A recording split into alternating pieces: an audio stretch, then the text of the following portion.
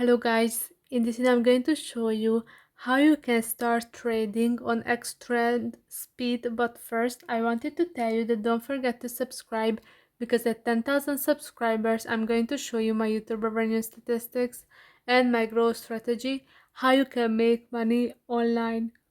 So first open the app, and if you are new on the app and you do not know some concepts or how to start, you can go to the Me option at the bottom of the screen, scroll down, and you can see the Starter School section.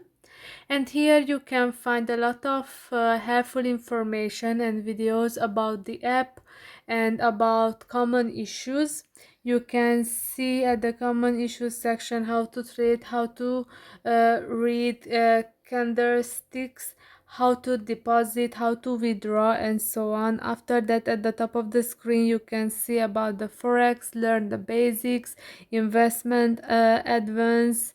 Here you can see the elementary course, intermediate course, and advanced course.